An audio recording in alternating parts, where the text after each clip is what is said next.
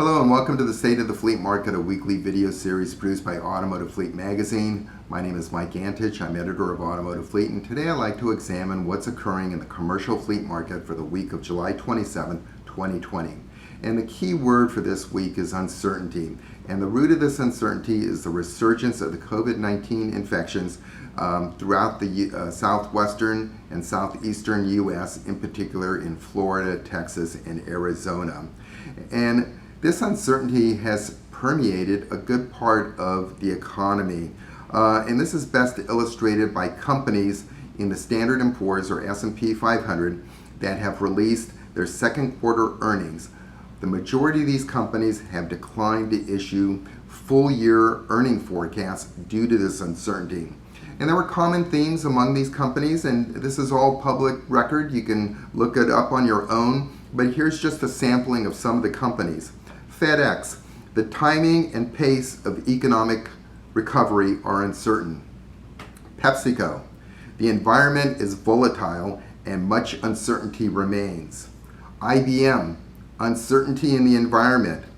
Honeywell, current market condition challenges, particularly in aerospace and oil and gas sectors.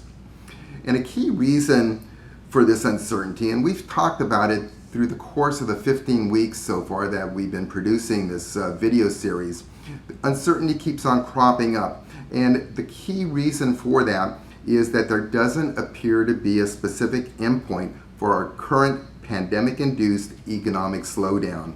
You know, since the pandemic is really the root cause of this economic downturn, it appears that there won't be any sort of a significant endpoint to this crisis until a proven vaccine or series of vaccines, since we're working in parallel on a lot of these vaccines, until they're proven, developed, and distributed.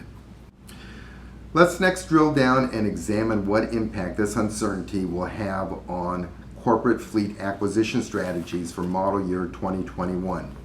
And if you look at forecasted sales in the aggregate, by all indications, total fleet sales will be down for the 2021 model year. And by aggregate, I mean the combined fleet sales for daily rental, government, and commercial fleet segments. So let's examine each of these segments individually, starting with the car rental segment. For all intents and purposes, car rental demand collapsed due to the pandemic, the subsequent economic shutdown, and the dramatic decrease in airline travel. And likewise, for the government segment, during the economic shutdown, tax revenues dramatically declined, which are now putting many of these political subdivisions in a cash conservation mode and are looking to stretch the service life of their vehicles as much as possible. So this brings us to our third segment, the commercial fleet segment, and we do have some earlier data on this that occurred last May. At that time, Automotive Fleet conducted a survey of a wide cross-section of commercial fleet managers, asking them what their 2021 model year buying inclinations were. And the majority of these fleet managers said that their fleets plan to maintain the same vehicle replacement cycles as in the past, and that their commercial fleet orders should remain at pre-COVID levels. Now, there was also a sizable segment, the second largest segment, of commercial fleets that said that they were actually going to be ordering fewer vehicles in model year 2021, especially those in distressed industries such as the oil and gas industry. And then the third smallest segment was of commercial fleets that have decided to take a wait-and-see approach before committing to 2021 ordering volumes. And out of this survey, several sizable fleets indicated that they're not going to be making any sort of firm decisions on new vehicle ordering until the end of the calendar year. Now, this is all from the perspective of May 2020, and a lot has changed since then. So now let's take a look at corporate fleet acquisition strategies from the perspective of July 27th. So during the shutdown, many fleets, primarily your non-essential fleets, parked their vehicles for almost 3 months, which on the average represented about 6,000 fewer miles on average on each individual vehicle. And what I'm hearing now from a growing number of companies is that their management has now kind of taken a wait and see approach, in particular in the wake of the resurgence of the COVID infections in the southern part of the US. And with many of the vehicles in their fleets having accumulated fewer miles during this calendar year, companies are looking to see if they might be able to delay their ordering of 2021 models until later in the year, when their management has a better idea as to how the economy and their businesses will be progressing. Also, another factor that's supporting this decision to delay or to defer ordering till later in the year is what's anticipated to be occurring in the remarketing industry. And we discussed this last week. The anticipation is that there will be an increased volume of off-lease and repo vehicles that will be entering the wholesale market in the last half of this calendar year, altogether putting downward pressure on resale prices.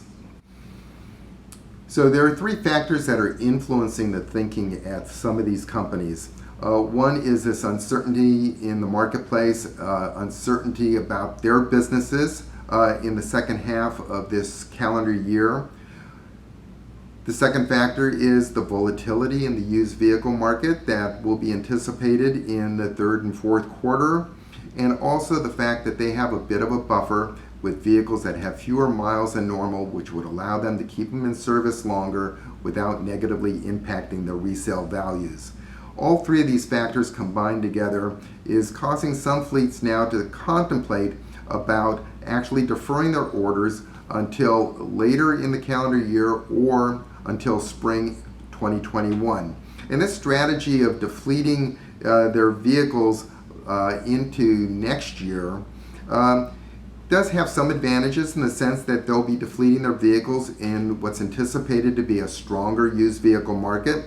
The spring market traditionally has been strong due to the fact it coincides with income tax returns, and many used car buyers often use their income tax returns as a down payment for used vehicles. But this all goes back to uncertainty. No one's making this decision now, but people are talking about it internally in their companies. Should we go ahead with our traditional fleet buys in the fall, or should we be deferring it a little bit later when there's a bit more clarity as to the direction that the market is going in? So yes, there's a lot of uncertainty that's occurring in the broader economy and in the fleet market in particular, but this reminds me of some advice that was given to me many years ago that said 90% of the things that we worry about never ever happen. So yes, there is a lot of uncertainty that's going on in the market, but in parallel with this uncertainty is a lot of underlying strengths in today's economy. So let's examine some of these. One, credit availability is good if you want to get a mortgage or buy a car. Inflation remains moderate, and there are really no warning signs on the horizon that inflation will be increasing.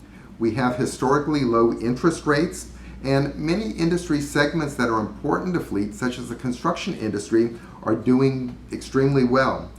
Also, just today, the U.S. Senate introduced its version of the second stimulus package, which is looking to inject as much as $1 trillion of liquidity into the U.S. Economy.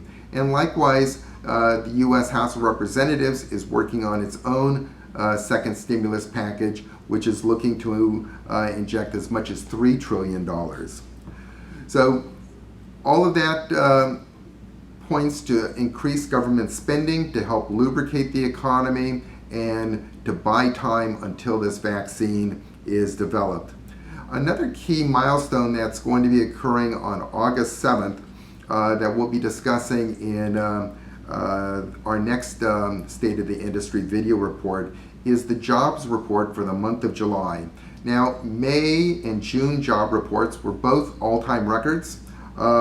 What makes this July jobs report so important is this report will actually be reflective of the job losses that occurred due to the resurgence of the pandemic in the southeastern, southwestern U.S. So this will provide a good barometer on the strength of the economy, and it'll be a good indicator on how much of a drag this pandemic resurgence will have on our economic recovery. So this concludes my State of the Industry presentation for the week of July 27th. I'd like to thank you for listening.